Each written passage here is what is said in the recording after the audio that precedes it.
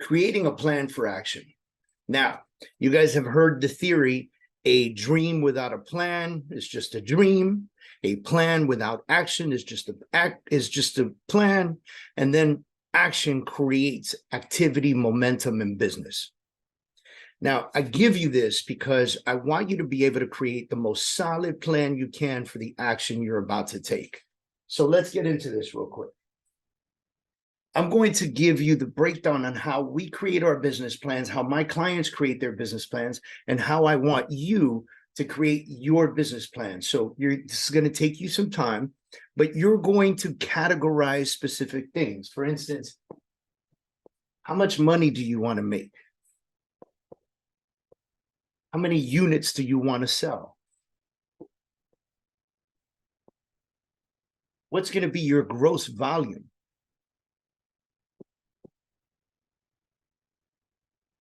What's going to be your gross commission income, which, by the way, is different than how much money you're going to make, because you could have extra money making businesses that you have, and this plan is for one business. And this right here could also be a reduced amount from this if you have team members, or you have a brokerage to pay, or you have a split with somebody, or you have taxes, et cetera, et cetera. So when you have these categories, and by the way, the categories are unlimited. These are just specific examples on where you can begin. What you're going to do is look at them and go, okay, how many units do I want to move? Great. Let's focus on that. How much money do I want to make? Let's say it's $1 million. Let's say my goal is $1 million. My average sale, let's say, is $350,000. And let's say my average commission is 2.5%. So let's go. Goal, income,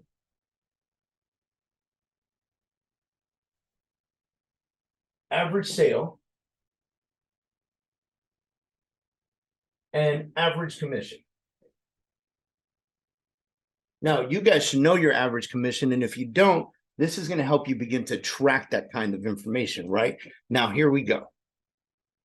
If I have my handy dandy calculator here, a $350,000 home, and I go 2.5% commission, well, that gets me about $8,750. Now, how many homes do I have to sell to get to my goal? Well, let's do the math. $1 million divided by $8,750 gives me 114.28 homes. Homes to sell, homes sold. Now, I know for a lot of you, you're thinking, wow, David, that's a lot of homes. But you see, we can get granular with this, right? So how many homes is that per month? Divide that by 12. That's only 9.5 homes per month. 9.5 homes per month divided by 4 is 2.38 homes a week.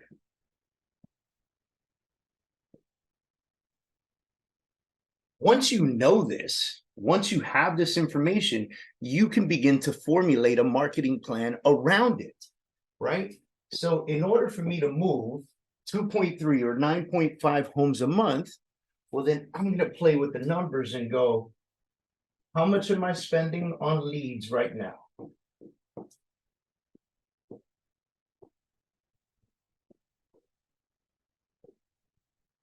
Okay. How many leads does that yield me?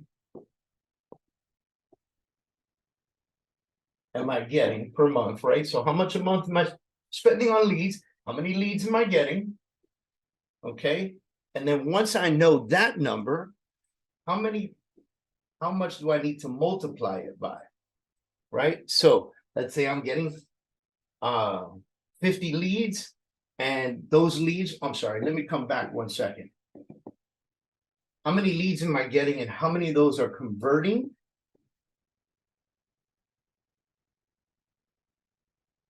to close?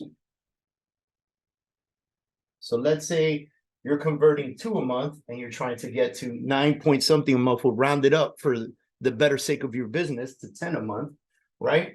So what's, if I did 10 divided by 2, that gives me 5, 2 times 5. Why do I do that?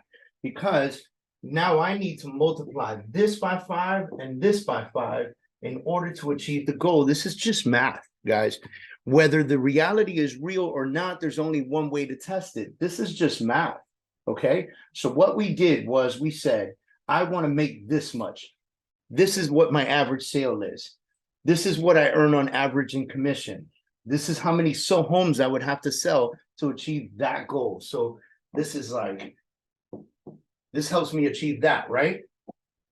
So now I take that down, that says 9.5 homes a month. We round it up to 10, right? That says 2.38 homes a week, which really is 2.5, right?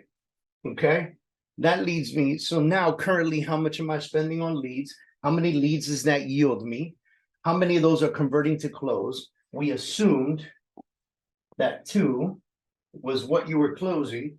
So we said, let's multiply that by 5 so that we can equate to hitting the goal.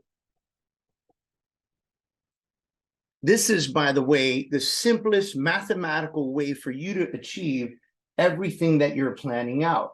This is the plan necessary. Why is this important? Okay, because once you know this, once you know these numbers, you know that if you don't have 2.5 homes closing this week, you're behind. You know that if you're not hitting 10 homes this week, you're behind. And if you're behind, you got to play catch up, or you need to evaluate your systems, your marketing, your control to be able to understand why you're not hitting your marker. Because if you spend the money, then you should be hitting your marker. But if you're not, if you're spending the money and you're not hitting your marker, you're spending the money, the time, you're making the calls, you're doing everything necessary. You hire people, there are salespeople in your team. There are, I mean, you're just doing it. You need to be able to study it to be able to understand where the system is broken in order for you to achieve the goal. This is why this is important. And if you don't have this, what do you wake up in the morning to take action on? If you've got no plan, what are you waking up in the morning to take action on? So challenge to you, do this for all of the things you want to accomplish. And then you'll be able to not only have a plan for everything you want to accomplish, but you'll have something to wake up in the morning to go do. This is the mission that I give you right now, guys.